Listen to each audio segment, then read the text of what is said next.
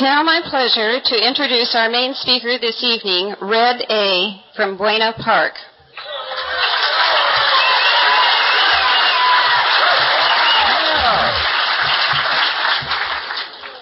Hi, everybody. My name is Red Aldridge, and I'm an alcoholic. Hi. I'd like to see the hands of all the guys and the gals in here that are in that first 90 days.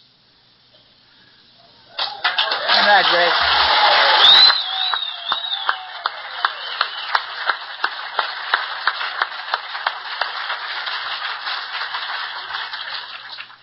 You know, there's no way in the world that I'd ever try to stand up here at a microphone or a podium and tell any of you in this room whether you're alcoholic or not.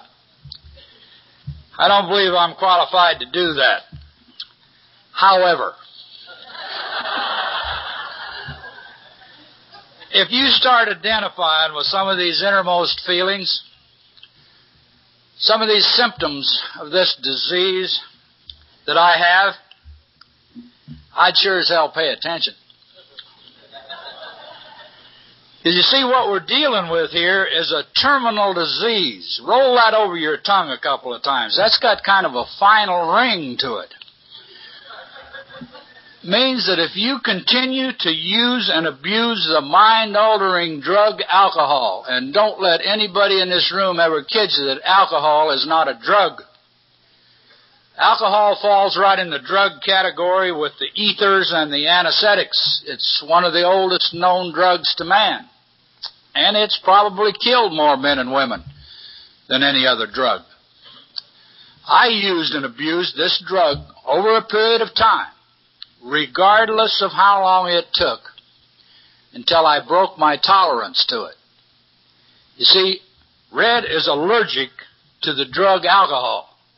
When I drink alcohol, I break out in spots. Spots like Acapulco, Las Vegas. In other words, once I take the first drink of that mind-altering drug, I can no longer predict my behavior. If you've been having trouble along those lines, I can guarantee you that tonight you're in the right place. This physical allergy that I developed over a period of time to this drug is not necessarily what makes it such a killer. There is a mental side to the disease, and it usually puts these people to sleep permanently. It's the obsession of the mind, triggered incidentally by the first drink of that mind-altering drug that you take, that tells you that this time it's going to be different. This time I'll be able to predict. This time I'll be able to control. This is the time that alcohol is going to work for me like it always used to. You see, if you have this disease that I have, you have no chance anymore. Because once you pick up the first drink of that mind-altering drug, you trigger your obsession to drink. In the alcoholic, it'll set up a compulsion to drink, and you'll end up again, maybe not today, maybe not even this week. But once you set up that compulsion, you're going to end up in another devastating bout with this damn drug alcohol, in which you're just one step closer to the insanity and death that Sue was reading to you a minute ago when she read from the big book of Alcoholics Anonymous. So the whole idea, the whole concept of this fellowship, if you're new, is to teach us on a daily basis how to stay away from that first drink. You know, the first 100 guys and a gal that were able to do this got together after that first year and they wrote down what they had done. And they called it the Big Book of Alcoholics Anonymous.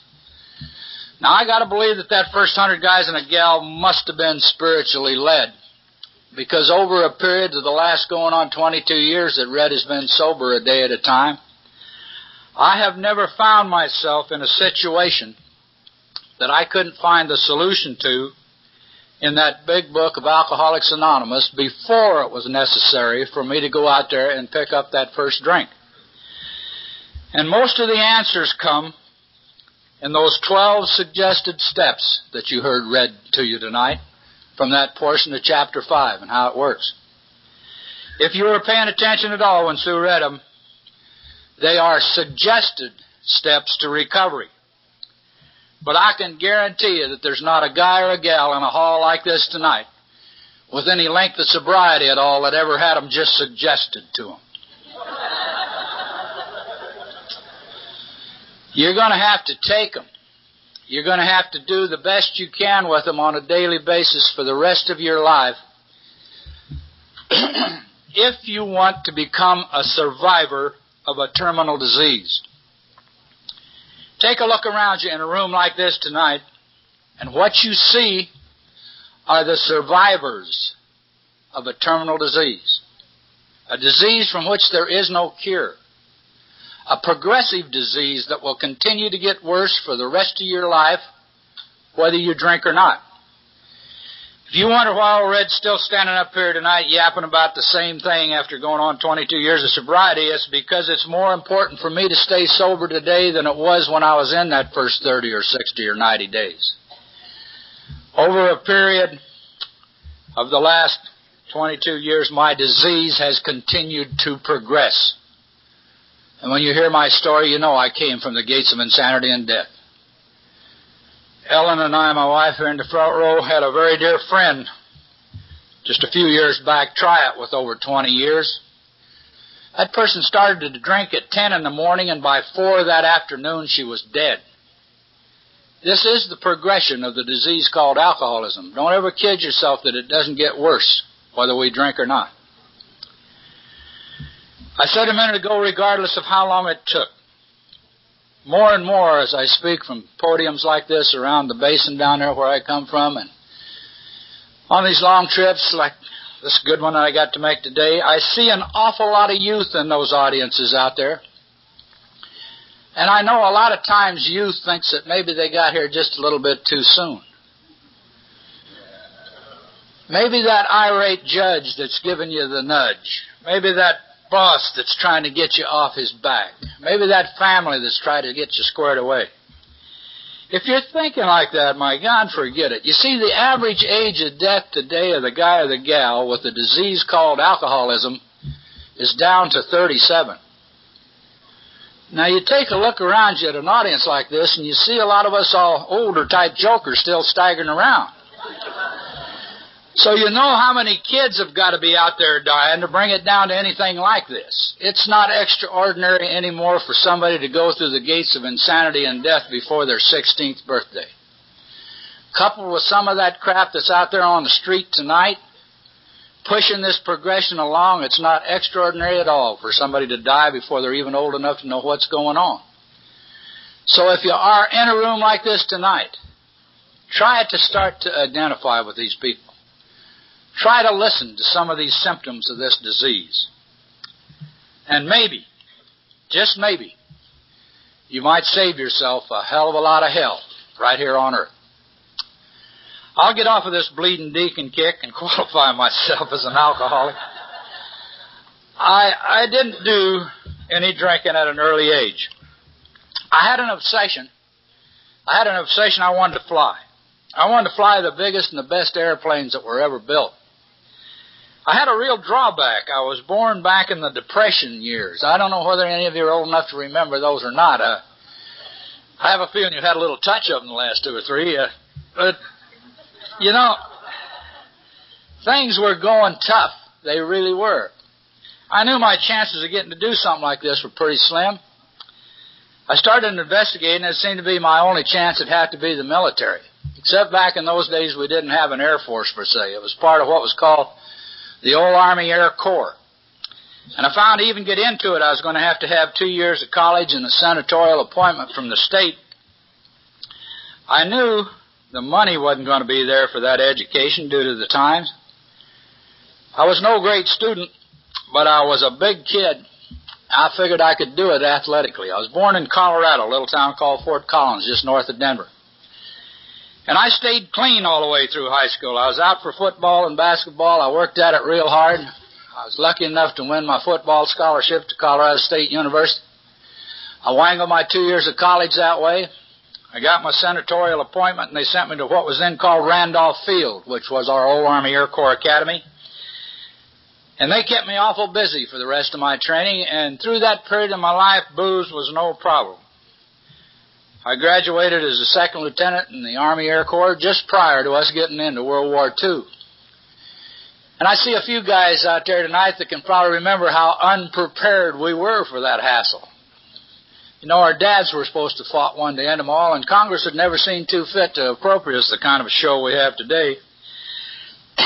Consequently, we got tossed into that North African campaign over there right at the beginning of that thing against a bunch of guys that had been sitting there practicing for about 3 years, and they'd got pretty good at what they were doing. We were strictly undertrained and for sure under-airplaned, and I found myself in kind of a rough kind of a deal. We were putting up 25 against 200, and we were getting the hell kicked out of us. I came back off of one of those raids very early in that tour of duty, and that particular day we only got 8 back out of the 25. I was standing in a room, not too unfamiliar to one like this, tables on each side, waiting to go in to talk to the interrogators about what had happened, and old Red was shaking. Now, I think a lot of you in rooms like this can identify with adrenaline. Adrenaline shakes. You know, if you've lived on that fast lane type life for any length of time at all, you'll recognize adrenaline shakes. Now, they weren't new to me. I'd had adrenaline shakes before. You know, you stand there and wait for that football to come down with that 250-pound lineman about to nail you, and you'll quiver. I don't give a damn who you are, but you get into it, you get over it, and I knew I'd get over it again, but this flight surgeon standing there looking at me wasn't that sure. He says, "What's the matter, Red?" And I said, "Nothing, I'll be all right, sir." He looked at me for a few minutes, and he says, "Young man, I got just what you need." I had never paid too much attention to that medicinal table that they had set up there in operations. But on it they had about a half a dozen open fifths of what they call medicinal whiskey. Think about that for a few minutes. Whiskey is a medicine. He picked up a water glass and he poured over Red about 2 fingers and he said, "Here, drink this." And I said, "I don't want it." He says, "Young man, I prescribe it." So just to get him off my back, I picked it up, turned it up, drank it, and walked on into interrogation. Sat down, and if you got an alcoholic personality like I have, I think you know what happened. Hell, that stuff sat there and flowed out to those fingertips and out there to those toes, and I looked down, and they were roped. You know, 10 minutes before, I hadn't been able to light a cigarette or pick up a cup of coffee. 10 minutes down the line with a half a glass of booze in me, I'm looking at them, they're frozen, just like they are tonight. And old Red never shook at anything again for the next 20 years.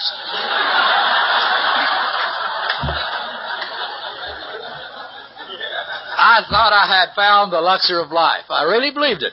And booze worked that well for me for a hell of a long time. Even after it started doing to me, it would still do for me. I soon found to get the full benefit out of it, I had to recreate the kind of a situation I'd had that first day.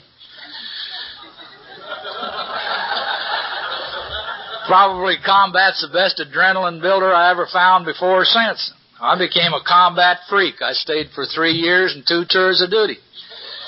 And I got good at what I was doing. I learned to live on that knife's edge, and I think a lot of you can identify with living on that knife's edge. You know, booze was always there at the end of the day to bust it.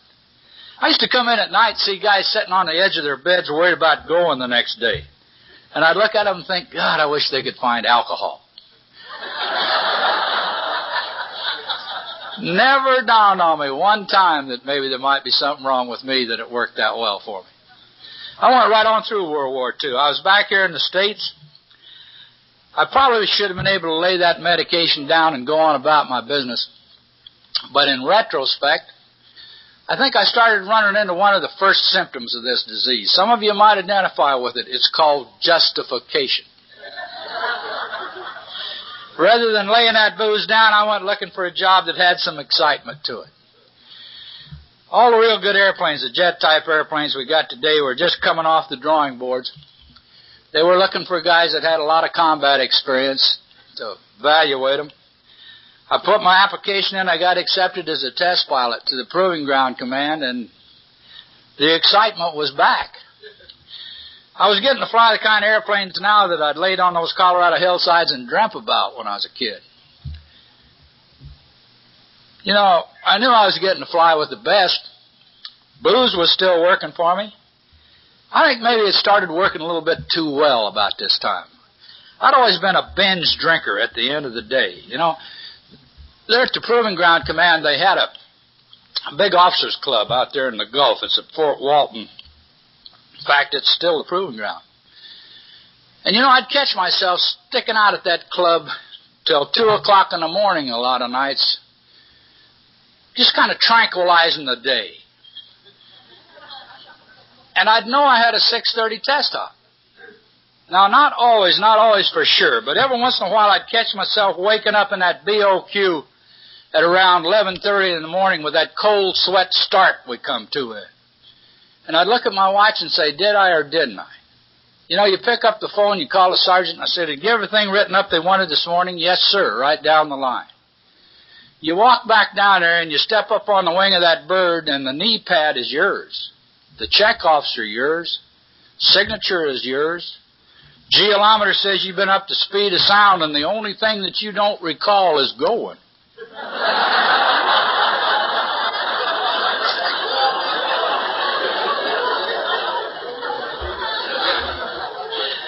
Now, don't kid me that it hadn't happened to you. You know, you step out there on that porch in the morning, you look at that car in that driveway, and you say, how did it get home last night? Or how did I get home last night? Blackout, one of the earliest symptoms of this disease, the overuse and abuse of the drug alcohol to the point that it blacks out the conscious mind. If you got any coordination at all, you're going to get by with a hell of a lot of it. I've seen guys go for a week in a blackout, yet you never even see them stagger, and they had no idea where they were or what they were doing. Should just scare the living hell out of an alcoholic, and I don't believe I've ever found one that it bothered too much.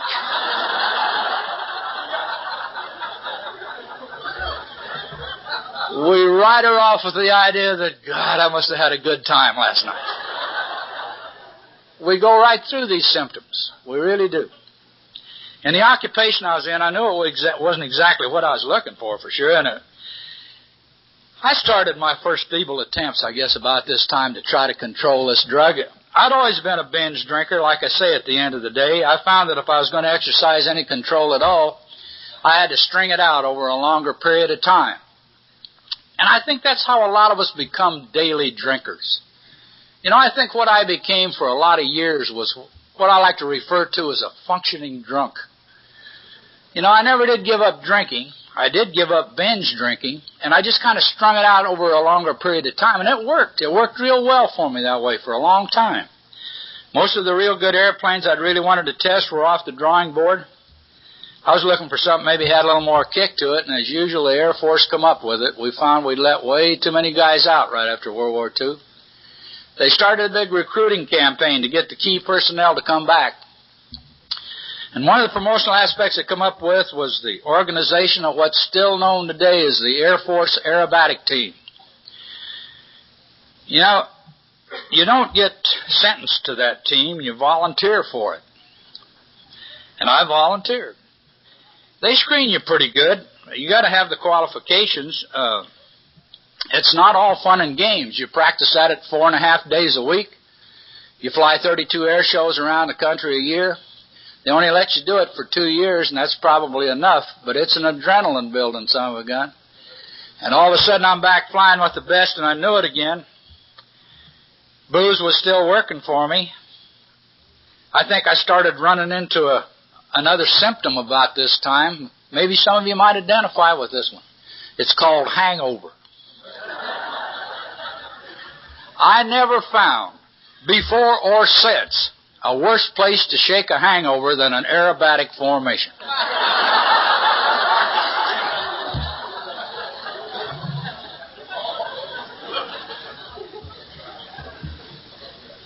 If you walk out there to that line in the morning, you step up on the wing of that bird, if you got any claustrophobia at all, you're lost, because that canopy is coming down and you're trapped. You know, there's no way in the world you're going to stop at a corner beer tavern, that's for sure.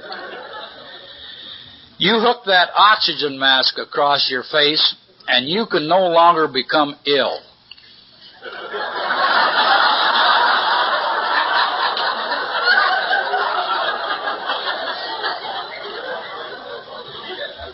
You pull into that 18-inch interval formation, and those guys just insist that you don't shake. I started running into another symptom. Maybe you might identify with this one. The deep sweats. God, I used to sit there and wonder, how come? How come something that's always worked for me so well for so long is beginning to kick me around like this? I used to try to analyze it. I got to thinking, you know, maybe it's the life you've been leading for a long time, Red. Maybe at the end of your 2 years, if you resign and get out, get in the civilian life, get a business started, get a family going, do the things I'd seen my buddies do, that I could get a handle on this drinking. I always believed right up until I had both feet to the gates of insanity and death that given the right set of circumstances, I could control my drinking. I think this philosophy of self-sufficiency that we all grow up with from kids, where every guy and every gal should probably be an island to themselves, is probably what helps about 14 to 16 million of those practicing alcoholics that are out there tonight still pumping that stuff down, self-medicate themselves right out of this world without ever finding what we find in rooms like this, that there is a way out. I finished my 2 years and I resigned. I went into civilian life. And you know, all those guys, all my buddies had been out there about 4.5 years ahead of me. They got out right after World War II. They had good businesses. They had homes built. They had families going. If you got an alcoholic personality like I have, you know what you're going to do. You're going to double up and catch up. And that's the way I hit civilian life. You know, I went into business. It was immediately successful. I built a tri-level home. I got married. I started a family. The business was good. And in fact, it's the same kind of business I'm still in today. You guys contributed an awful lot to it in your drinking careers. It's called the auto body business.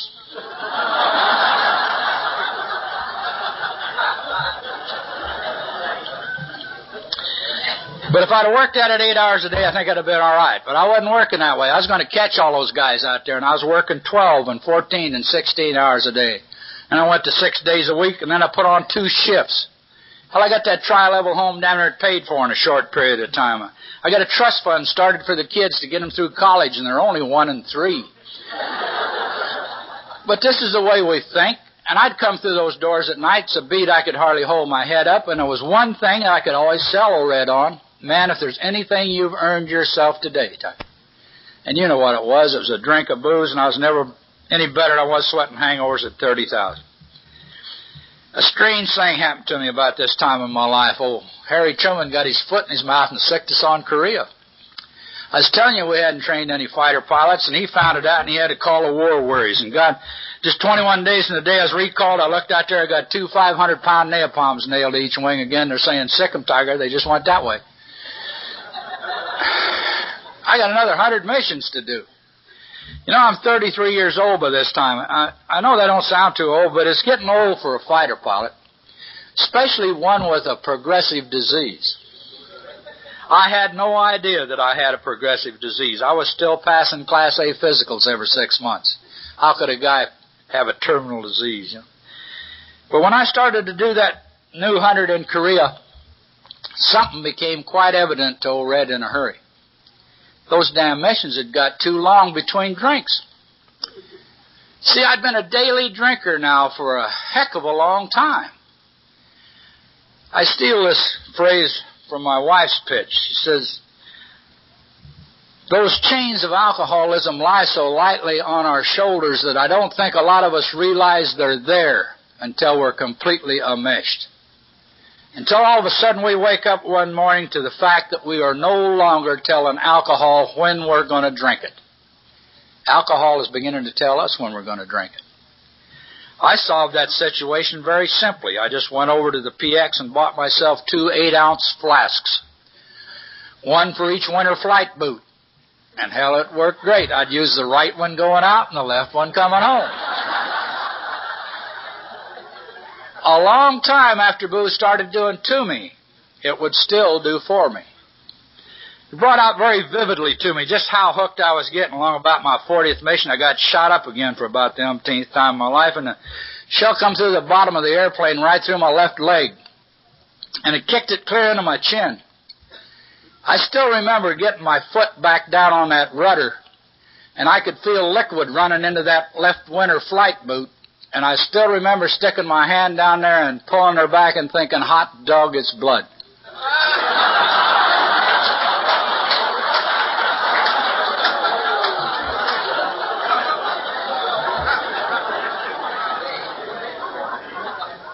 Two and a half hours to come home.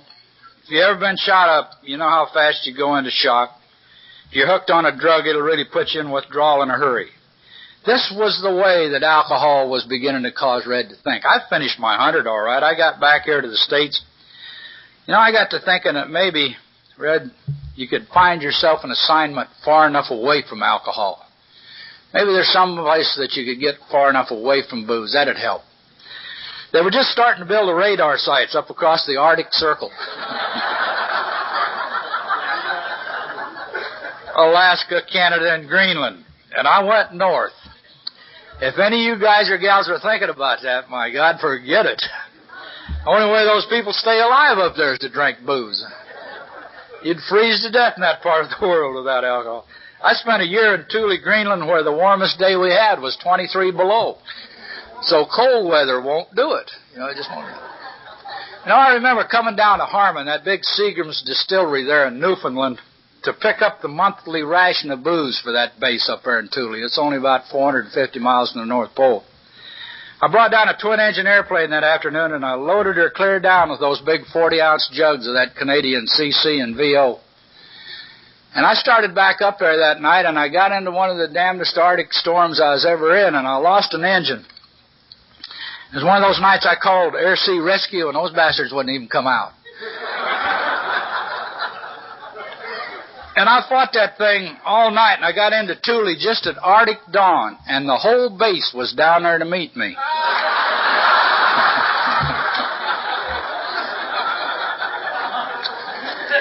I got to thinking, isn't it great they're that worried about old Red?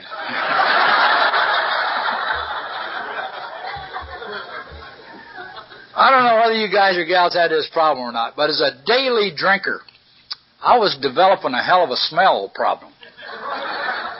When you drink booze all day like I did, you begin to smell like booze all day. I got to thinking that maybe if I'd get back to Europe where they got that wine on the table and they eat a lot of garlic, that at least I'd blend in better. So I volunteered for Fleet Line service, which is the airline that resupplies NATO. And you know what my northern run was? Brussels, Amsterdam, Copenhagen, Oslo, and Stockholm. Those are progressive disease towns.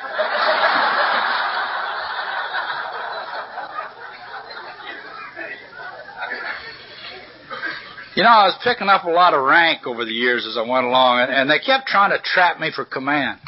And they got it done about this time. They jerked me back here to the States and stuck me up here at San Rafael, Hamilton Field. Gave me an air defense group. Now I got about 800 men in my command. Every morning I hear my airplanes roll. It seemed like invariably I'd look out there at that outer office of mine, and that adjutant of mine would always have about a half a dozen of my boys sitting out there waiting for me to talk to.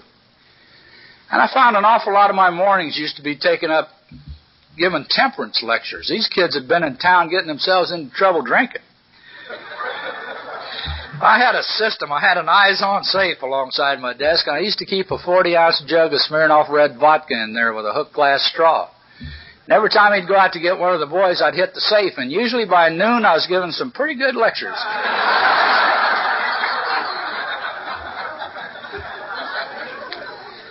I was becoming more and more conscious of the fact that I wasn't giving the Air Force what they deserved, that was for sure. They'd always been awful good, though, Red, and I figured I sure owed them more than I was giving them. And again, I decided to resign. This time it didn't work. My resignation got as far as Air Defense Command at Colorado Springs, and they bounced it. They bounced it with a recommendation that I be sent to Parks for 3 months psychoanalysis. They couldn't figure out why a 15-year-old colonel all of a sudden wanted to throw his command in. Now, I couldn't very well go in there and tell those guys why. If we had any other terminal disease, we'd be in there on that doctor's doorstep every morning laying the symptoms on him. You know, telling him, God, Doc, this is where it hurts. You can drag that dying alcoholic into that same doctor's office. They'll read him that same set of questions. When it comes to that one where it says, do you drink excessively? Oh, a couple of beers now and then, Doc. Self-denial is the greatest symptom of the disease of alcoholism of any of the other symptoms I've been talking about. Our complete lack of convincing our innermost self that we really have a problem. Now, don't get me wrong. Psychiatry was probably the first help that was ever offered to me as an alcoholic. I don't believe that psychiatry can help the practicing alcoholic, because the one thing a psychiatrist has to have going for him before he can help anybody is a little thing called self-honesty. And this is something that's completely lacking in the practicing alcoholic. Nobody in this room couldn't be helped by psychiatry, I don't think. I got to tell you my psych story. It's about a guy that had an obsession. He had an obsession. He had a purple screw for a belly button.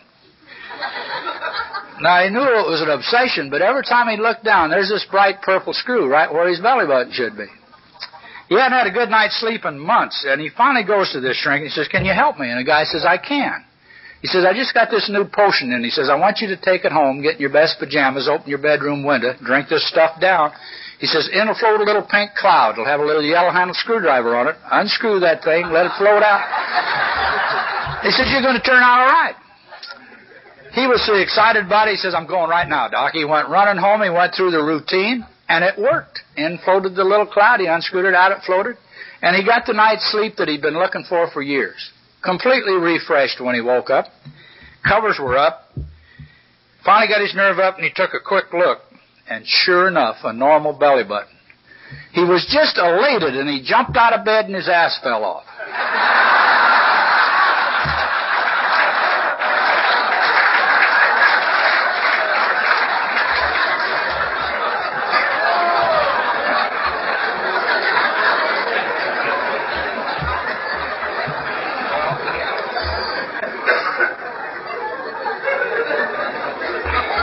The reason I tell this story is it's because it's the exact way that psychiatry worked for old Red.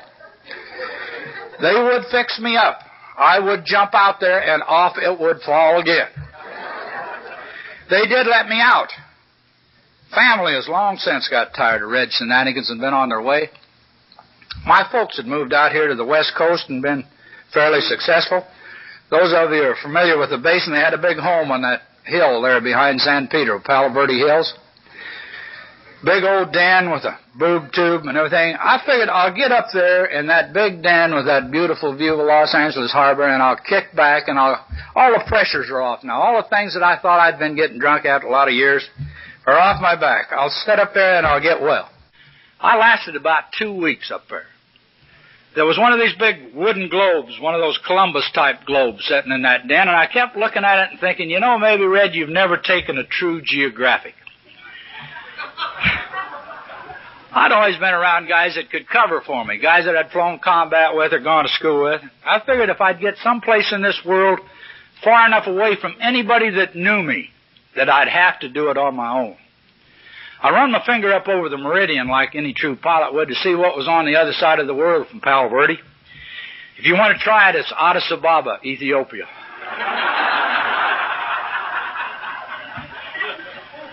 1 month later, I was flying captain on Ethiopian Airlines. I'm halfway around the world again. Nobody knows old Red. All they know is he's got lots of flying time and he's qualified, and I gave it my best shot. I don't know whether any of you guys or gals tried white-knuckle sobriety or not. But old Red stayed sober a year on guts. I can tell you right now it was the most miserable year I ever spent before or since. There wasn't a waking moment in that year that I didn't want to drink. I'd wake up in the middle of the night and I'd go down to the kitchen and pour myself one and set it on the table and sweat it. Prove to yourself you got guts enough to leave it alone, Red. I'd go to a movie and I'd have to get up in the middle of it and go to the bar and have the bartender pour me one. Not drink it, sit there and sweat it. Prove to yourself you got guts enough. And that's the way I went through that year. And at the end of it, I figured, well, there's one thing you proved, Tiger. At least you're not an alcoholic. And I went out to celebrate. That was my last fight. I don't remember fighting after that. You know, we come up that hill, so gradually we hit that level off period, and we finally get over on the back side of that alcoholic curve. Now, once you're on the back side of that curve, you're going to start donating to the pot to reserve your right to use that drug. Usually jobs, securities, homes, things that we've worked at through most of our lives. All of a sudden, we find ourselves tossing them into the pot to reserve our right to use that drug. Families, loved ones, people that have stuck by us through hell and high water, all of a sudden we're tossing them into the pot to reserve our right to use that drug. Integrity, self-respect, anything that means anything to you, if you want to hang out there as long as old Red did, you're going to have to get it in the pot. I used to look down and I'd say, if I ever got like that joker, I'd quit. And pretty soon I'd be just like him, and I'd say, I mean that one down there. And down that hill I went to where pretty soon there wasn't anybody down there but me. It wasn't too many years before I couldn't hold down an airline job. My reputation was beginning to precede me. In Africa about that time, most of those colonial powers were going independent. And I found there was a hell of a demand for the kind of flying I'd been doing most of my life. And all of a sudden I found old Red shooting at people for money. You know, this has a funny effect on your insides. I'd always had at least principles to fight for through a couple of wars. Now I'm just sitting there shooting at people to support a habit that I don't seem to be able to do too much about. There's an awful lot of other pressures that can be put on a practicing alcoholic.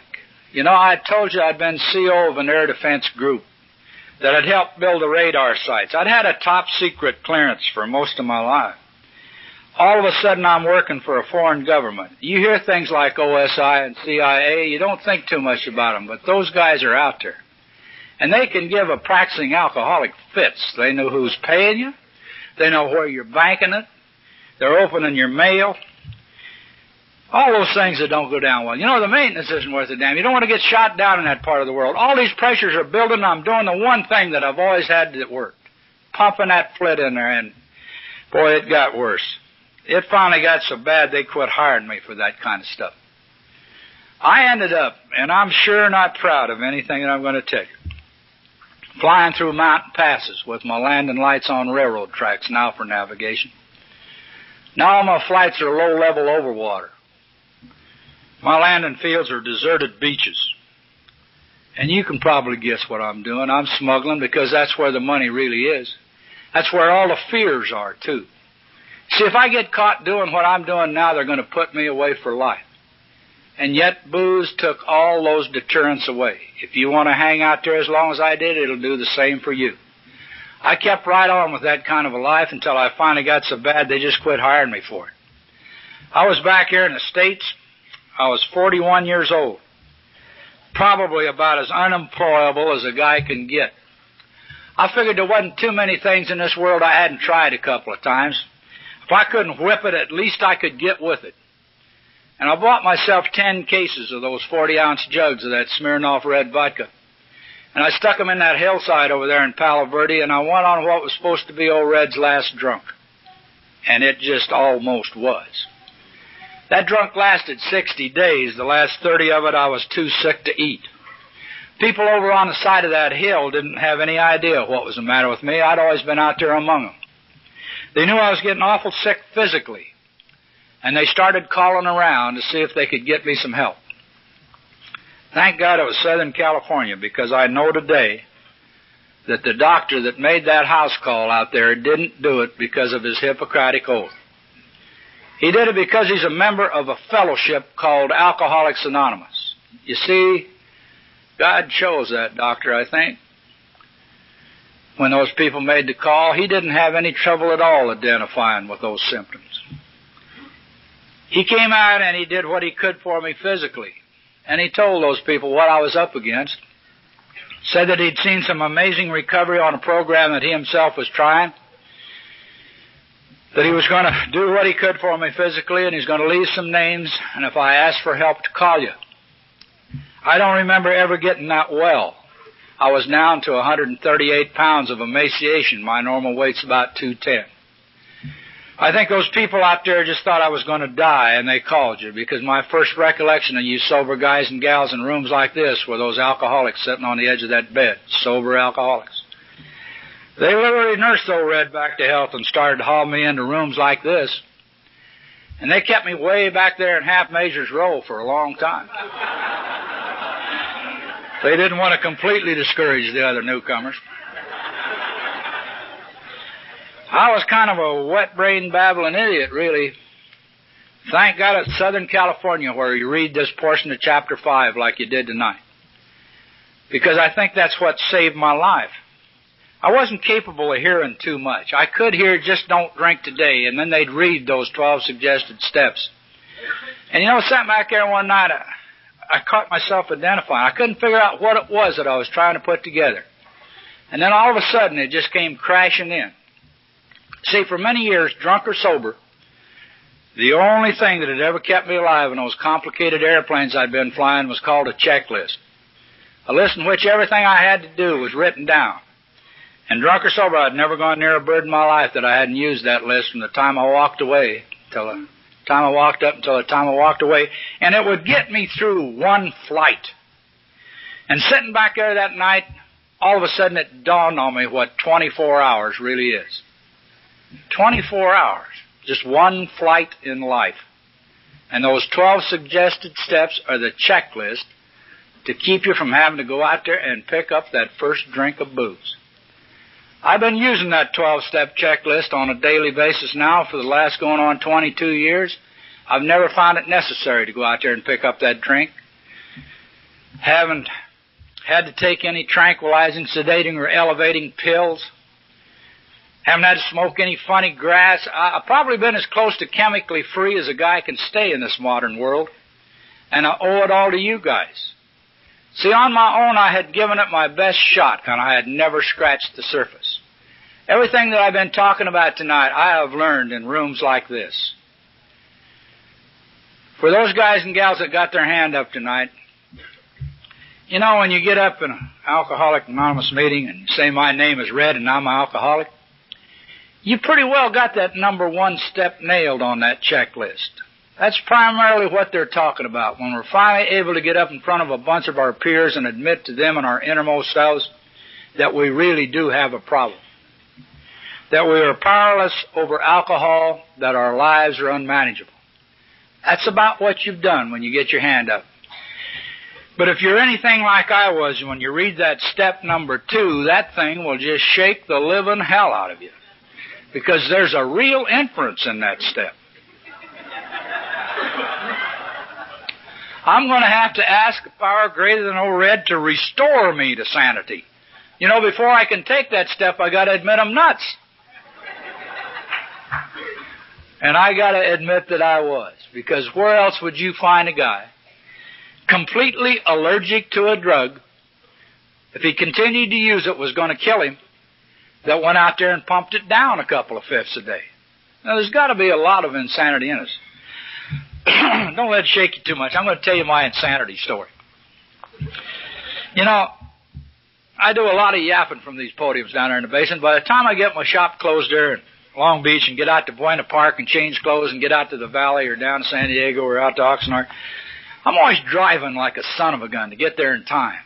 And this guy was doing the same thing. He only had about 10 minutes to make this meeting he had to speak at. He was still on the freeway, off-ramp, coming up, thought he had it nailed. Hit his off-ramp, got about 3 or 4 blocks down the street and blew a tire. Jumped out, and it was flat all right. He thought, well, maybe I can still make it. He jerked his trunk open, got his spare out, jacked his car up, whipped the lug nuts off, put them in a hubcap behind him. He just setting his spare up. Car come whizzing along behind him, caught the edge of the hubcap, flipped all his lug nuts right out in the weeds. And he's frantic. He's out there beating these weeds to death, and it's dark, and he's wringing his hands, and he knows he's going to be late. And all of a sudden he heard a voice. Hadn't paid any attention where he'd rolled to a stop. looked up, and he was parked right in front of an institution for the alcoholically insane. One of the inmates sitting up there on the fence had been watching all this, and he says, "Hey, mister," the guy says, "I haven't got time to talk to you right now." He says, "I'm in a hell of a hurry." The guy up on the fence says, "You know, I've been sitting up here watching you." He says, "I figured you must be." He says, "If I was in that big a hurry, I'd take the other 3 hubcaps off and take a lug nut off of each wheel and put that thing on there and get going." The guy stood there for a minute, and he thought about it, and he says, "That's the answer, isn't it?"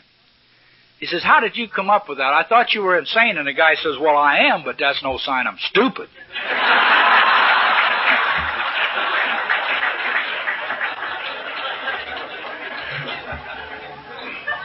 The point I'm trying to make is when all of us come through those doors over there, we are a wee bit bent out of shape.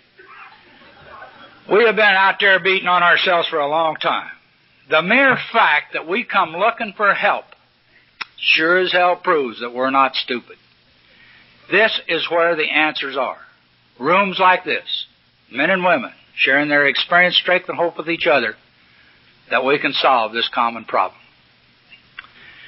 Man, I hit that step number 3, and I run into that word God. And I went running for my sponsor. And I said, "Is that the God they're talking about, Mac?"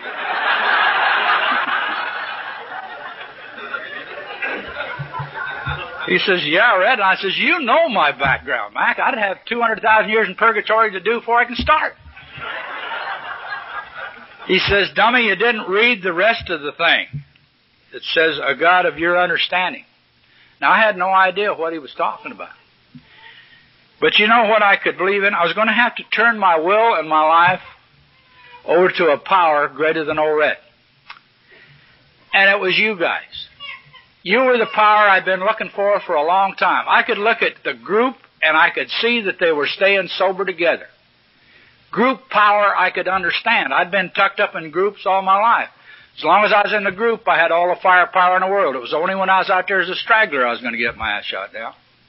So I started hanging with the winners, the guys that had some time on this program. I started picking their brains, and they taught me real good about this power that today old Red calls God. You see, my sobriety on a daily basis is a gift from that power, and you guys. In other words, my sobriety is a gift from God. What I do with my sobriety is my gift back to Him. He's let me become part of that pipeline of information started by that first 100 guys and a gal that put that big book together. The only way I can keep it is to keep giving it away. I got to be standing there at that door with my hand out when the guy that still suffer comes through. This is the fellowship called Alcoholics Anonymous.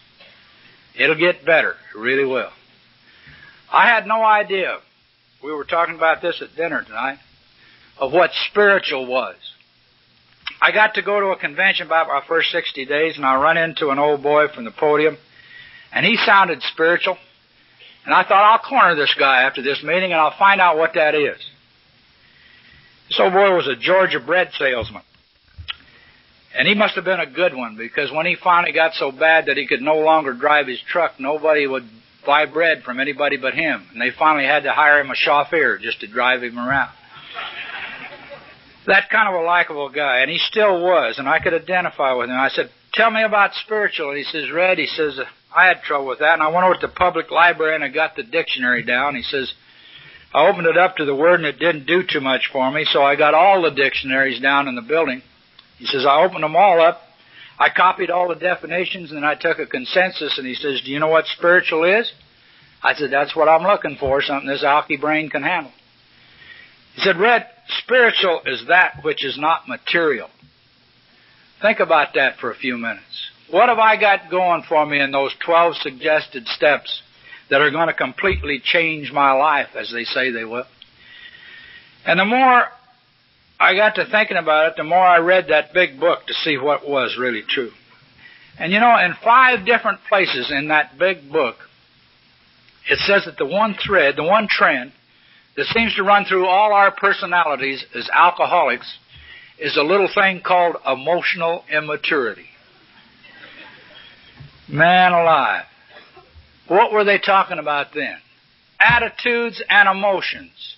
That's what I came up with. These are the things that I was going to have to change if I was going to grow spiritually. And over a period of years, that's exactly what I've had to work on. The obsession to drink left me probably in that first 30 or 60 or 90 days. I don't know when it left. It's never been back since, and I hope it never returns. But I've been working on those character defects on a daily basis ever since. My attitudes prior to finding you guys, when I stepped out there and looked at the day, was, oh, God, another day. And they'd been that way a long time. What you guys have taught me is to step out there and take a look at it and say, thank God, another day. I've been granted one that I shouldn't have had. See, the average age of death when I come on this program was 41. And I told you a minute ago how old old Red was. I just barely snuck in. It means that every day I've been granted over the last 22 years has been a gift from you guys and God. And you can't get too ungrateful for a situation like that. I got to tell you my attitude story. It's about a guy like I get up at one of these podiums, I get right up on cloud 9. And this guy come whipping into a barbershop not too long ago, and he was right up on cloud 9. He got in the chair, and this barber says, what are you so happy about? The guy says, I got a 747 reservation going to Rome. So I'm going over there and eat some of that good Italian food. He says, I even got an audience with the Pope. Barber looked at him and says, what's the matter with you, man? He said, that 747 is the roughest airplane in the sky. He says, you'll be airsick all the way over there. He says, you start eating that Italian food and Montezuma's revenge is going to seem mild. He says, you know the Pope isn't going to have time for a commoner like you. Well, the guy had gone in there right up on 9. He came out after the haircut right down in the pits, right where those norms usually jerk me. And he didn't... He didn't see him for about 30 days, and all of a sudden he come bouncing back in, and he is really out of sight now. Barber got him back in the chair, and he says, what now? He says, I made that trip. He says, that 747 is the smoothest airplane in the sky. He says, there wasn't a ripple going over. He says, I gained 12 pounds eating that Italian food, the best I ever had. He says, I even got my audience with the Pope. I got to kneel at his feet, kiss his ring, and he says, would you believe it? He even had a question for me. Barber looked at him, he says, what could he have possibly asked you? He says, where did you get that lousy haircut?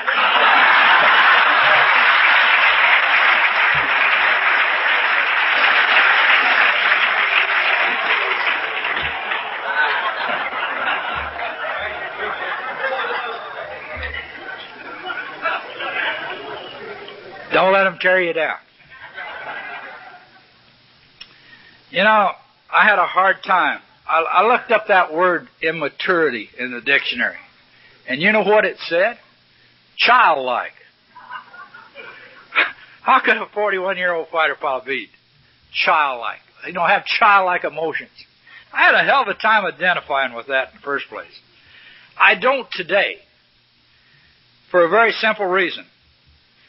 Down there in Buena Park, where I live, every Saturday morning, along about 9 o'clock, there's a knock on old Red's front door.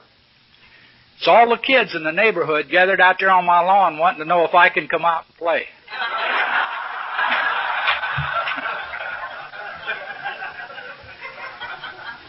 And I do.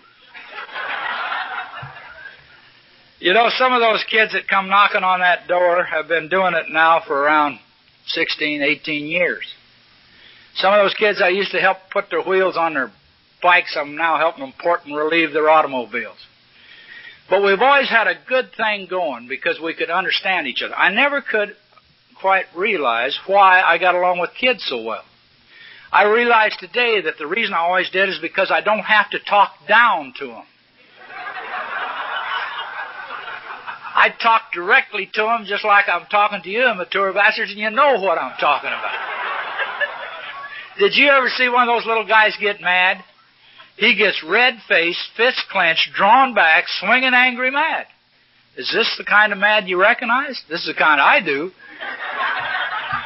When I was 4 years old, they said, you've got a red-headed temper. I said, I have, I'll cultivate it. Man, I worked on it. I really did. You watch one of those little guys when he's jealous, he's tromping his best buddy. He's going to get his own way or else. Does this remind you of anybody? He'll pick up a resentment and he won't talk to the rest of us for the rest of the day. He's going to punish us.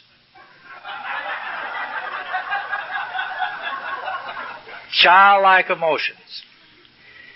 I still have to work on them on a daily basis, but they're getting better. They're getting better right along. That young lady down there in that front row, I don't know whether you guys are anything like I was, but when I was in that first 30 days and started to get well enough to open my eyes, we immediately began to look for the prettiest girl in Alcoholics Anonymous. And she come walking in along about that time, and thank God I hadn't read all those things about early involvements.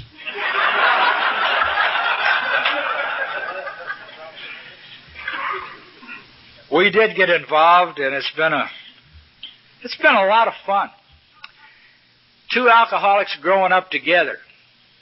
You know, if you move two chiefs under one roof with no Indians, you got a lot of button pushing to be done. And there's been a lot of buttons pushed over the years. But we really have grown up together. And I think over a period of the last few years especially, what we have really become is friends. And you know, when you can really become friends with the person that you're married to, you got a pretty good relationship. It really works. I think probably that alcoholics are probably the most impatient people that there are when it comes to waiting for God's will for us. That's what causes most of that buttons pushing, you know. We still want our will done. I heard a story the other day kind of illustrates. I think this guy must have been an alcoholic. I heard one of the comedians from Vegas telling it, but it kind of illustrates the point. During those last big rains we had just before Christmas last year down there in the basin, all this water was running down through a guy's yard. And it was getting deeper and deeper, and he was out there just sandbagging like a son of a gun trying to get that water stopped. And he wasn't doing too much good. It was getting deeper and deeper, and about that time a guy in a rowboat came by, and he says, "Hey, old buddy," he says, "you're in trouble." He says, "Jump in here," and he says, "I'm going to get you out of here." The guy looked around, and he says, "Don't worry about it." He says, "God's going to take care of me." And he kept right on sandbagging, and it kept getting deeper, and it finally got up to about his neck. And about that time, a guy in a helicopter spotted him, and he flew over, and he says, "I'm going to drop you a basket." He says, "You're really in deep trouble." He says, "Jump in here, and I'll get you out of here." And the guy looked around, and he says, "Don't worry about it." He says, "God's going to take care of me." And he kept right on sandbagging, and it finally got so deep he drowned. Now, he got up to the pearly gates, and he knocked, and St. Pete come to the door, and he says, "Who are you?" And he says, "I'm the guy that just drowned down there in the flood." Pete turned around to God and says, "Are we going to let him in?" And God says, "By all means." He says, "That guy really needs help." He says, "I already sent a boat and a helicopter by for him."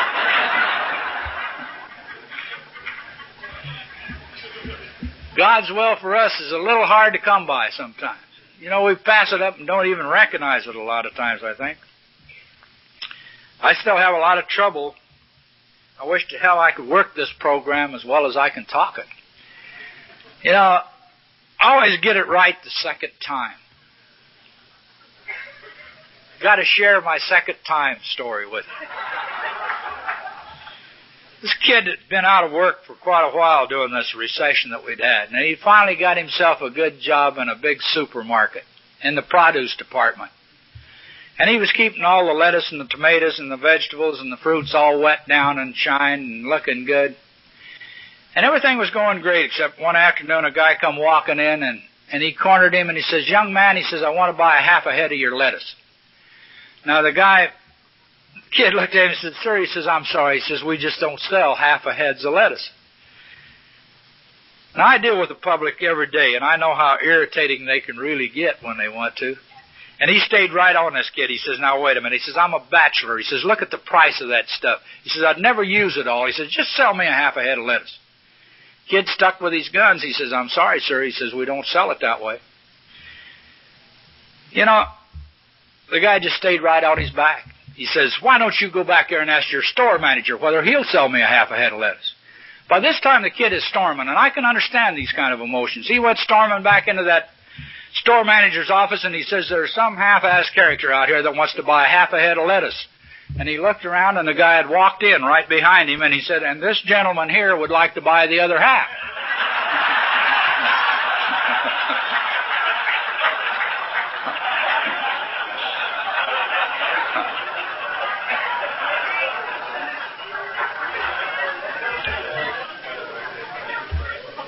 Get it right the second time.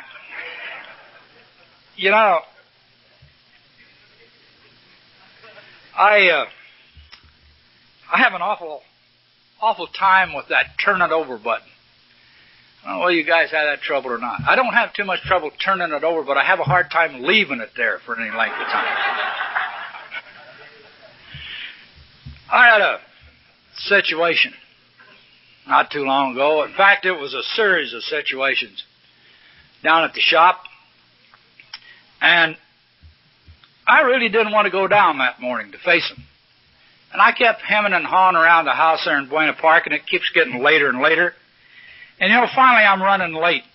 And I jumped out on that 91 freeway, and when I'm running late, I'm blowing horns and cutting guys out and giving them the finger and building a head of steam. And you know, I haven't even got to work yet. Whenever old Red starts to act that way, that monster inside of me begins to lash. That one that used to whip me right over there to that corner tavern for a leaf. And you know, I got to run that checklist whenever that monster starts to lash anymore. And I hit that turn it over button, and you know, it's frozen in the down position. I haven't turned anything over. I talked to God just like I'm talking to you guys, and I said, okay, sir, I'll just go down and do the footwork. You handle it. I got down there, and you know, none of that stuff that I'd anticipated ever did show up.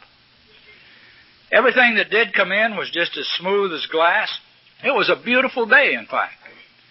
I jumped in that same car that night, started back down 91 on my way home, and guess who I'm patting on the back for the way I handled that situation? And all of a sudden it dawned on me what I was doing, and I busted out laughing. And I looked over, and the guys driving on each side of me on the freeway were turning my station. You know, they were trying to find out what I'm so happy about it. But what happened was it reminded me of a story I used to use back in my combat days. Story about credit where credit's due. You know, I had 6 clusters in my DFC, and when I'd wear them, guys would look at me and they'd say, where'd you get all those, Red? And I used to have a stock answer that I got pushed in the pond. But I did fly a lot of combat, and they just hung them on me is where I got them. But the story goes like this. Credit where credit's due. It was about a Texas rancher. He had one of the biggest spreads in Texas, thousands of acres, big old ranch house, big old Olympic-sized pool, big old barbecue area. And just as a conversation piece, he built himself about 150-yard-across alligator pond. And he filled it with the meanest alligators he could find the world over, these big old 15-foot snappers. And he didn't feed them too good. He kept them mean out there. And all these guys got out there one afternoon telling these war stories and drinking these flit, and this Texan finally got a little tired of it. He says, I'll tell you what I'll do. He says, any of you guys want to go down there and prove your courage? He says, anybody will go down there and swim across that alligator pond, I'll give you my daughter's hand in marriage, $1 million, or a ranch like mine. And he figured no takers. He no more turned his back. He hears all this commotion. He turned around, and here this guy is swimming out across that pond. And he is moving out. He's leaving a rooster tail. And he made it. Texan run around, he helped him out, and he says, I've never seen such a display of courage. He says, I'll stick with my bargain. He says, I imagine you want my daughter's hand in marriage. The guy looked at him, he says, oh, no, sir. He says, I'm already married.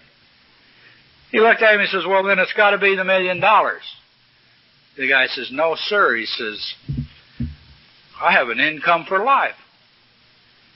Well, the Texan looked at him, he says, then it's got to be the ranch like mine. The guy looked at him and says, no, sir. He says, my daddy left me one in his will. Texan looked at him in complete amazement. He says, well, what do you want? He says, I want the name of that son of a bitch that pushed me in the pond.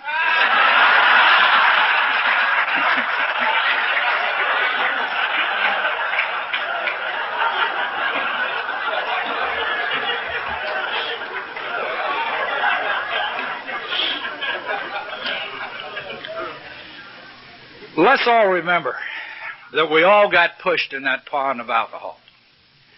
Probably no human power could have ever got us out of there. God can and will if He is sought. May you find Him now. May that power watch over us all, a day at a time, through the eternity of our spiritual existence. I sure do want to thank you guys for letting me come up and share.